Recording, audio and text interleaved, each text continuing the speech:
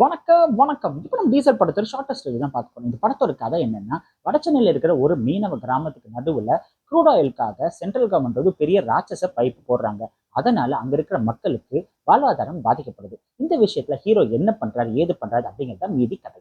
Hero Harish Kalyan இந்த படத்துல ஒரு டீசென்டான பர்ஃபார்மன்ஸ் கொடுத்திருக்காரு. பட் ஒரு சில சீன்ஸ்ல மட்டும் இந்த ரோல் வந்து அவருக்கு அவ்வளவா செட் ஆகலையோ அப்படின்னு சொல்லிட்டு ஒரு ஃபீல் இருந்துச்சு. ஹீரோயின் அதுல்யா இந்த படத்துல இருக்காங்க. பட் அவங்களுக்கு ஒன்றும் இம்பார்ட்டன்ட் ரோலா எதுவும் கொடுக்கல. அவங்களோட கேரக்டர் படத்துல இருந்து தூக்கிட்டா கூட ஒரு பெரிய இம்பாக்ட் இருக்காது. ஏன் இந்த லவ் ட்ராக்கே வந்து கம்ப்ளீட்டா படத்துல இருந்து தூக்கிட்டா இன்னும் ஸ்கிரீன் பிளே வந்து இன்னும் பெஸ்டா இருந்திருக்குமோன்னு சொல்லிட்டு தோணுச்சு. இந்த படத்துல மட்டும் 2,37,447 பேர் நடிச்சிருக்காங்கன்னா பாத்துக்கோங்களேன். ஒவ்வொரு சீன்ஸ்லயும் பாத்தீங்கன்னா அட இவர்ப்பா அப்படின்னு சொல்லிட்டு இல்ல தெரிஞ்ச ஃபேஸஸாவே இருக்கு. ஒரு அவெஞ்சர்ஸ் மாதிரி ஒவ்வொருத்தரா இறக்கிட்டே இருக்காங்க.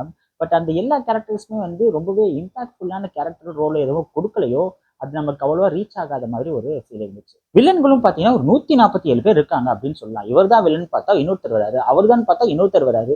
யாருதான்ப்பா மெயின் வில்லன் அப்படின்னு உங்களுக்கு தெரிஞ்சிச்சுன்னா மறந்துடாம கமெண்ட் செக்ஷன்ல மென்ஷன் பண்ணுங்க. இந்த படத்துல சினிமாட்டோகிராஃபி வந்து ரொம்பவே நல்லா இருந்துச்சு அப்படின்னு சொல்லலாம்.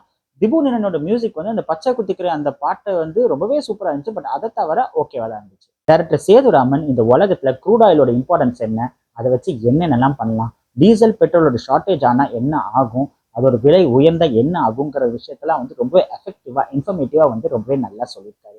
பட் இவ்வளோ பெரிய கேஸ்ட் அண்ட் க்ரூவை வச்சுட்டு இந்த ஸ்க்ரீன் பிளேயை வந்து அவ்வளோவா எஃபிஷியண்டா எடுக்கலையோ அப்படின்னு சொல்லிட்டு ஒரு ஃபீல் இருந்துச்சு. ஏன்னா ஒரு விஷயம் வந்து ஸ்க்ரீன் பிளேல நடக்கும்போது அச்சோ அப்படின்னு ஒரு ஃபீல் நமக்கு வரணும். பட் அந்த ஃபீல் வந்து அவ்வளவா வரல.